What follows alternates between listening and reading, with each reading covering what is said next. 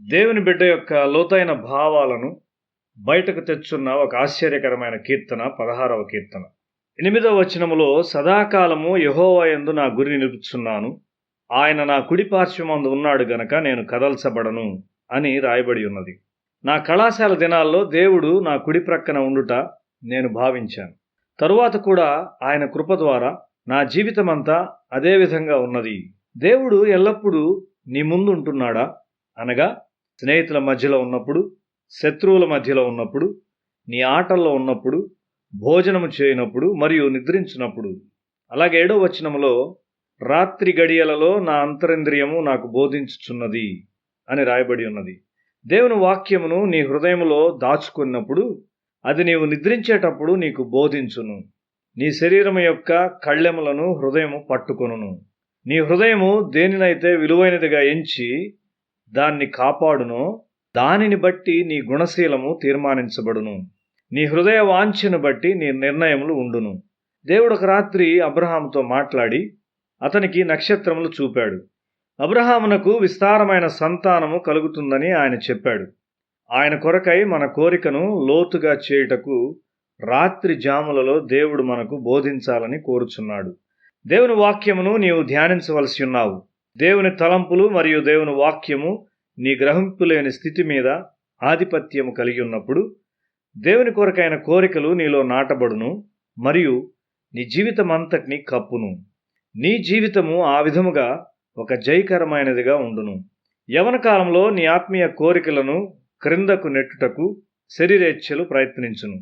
అది ఒక నిజమైన పోరాట సమయం. నీ మట్టుకు నీవు దేవుని ఎంచుకున్నట్లయితే నీవు జయిస్తావు. దేవుడే నీ స్వాస్థ్యముగా ఉండనిమ్ము.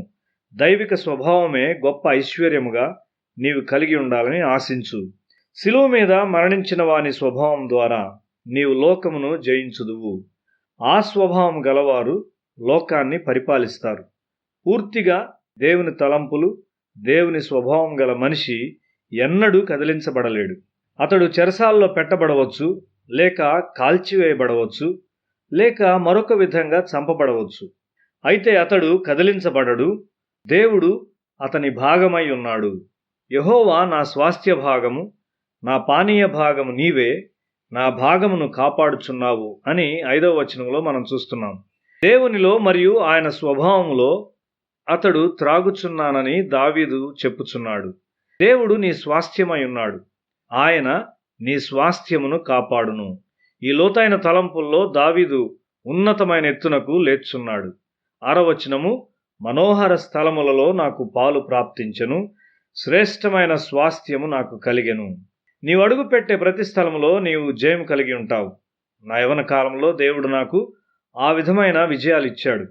నేను వెళ్ళిన ప్రతి కళాశాలలో మనుష్యుల వ్యవహారముల్లో ఆయనను సార్వభౌమునిగా నేను ప్రదర్శించగలిగాను. యవనులు ఆయన వైపు ఆకర్షించబడినారు. నీవు ఆ విధంగా జయించవలసి ఉన్నావు. యవన ప్రజలారా, మీరెన్నడూ కదల్చబడరు, మీరు ఓడించబడరు. మీ విశ్వాసము గౌరవించబడును. దేవుని దృష్టిలో పవిత్రముగా మరియు పరిశుద్ధంగా ఉండండి.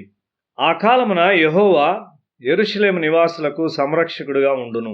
ఆ కాలమున వారిలో శక్తిహీనులు దావీదు వంటి వారుగాను, దావీదు సంతతి వారు దేవుని వంటి వారుగాను, జనుల దృష్టికి యెహోవా దూతల వంటి వారుగాను ఉందురు.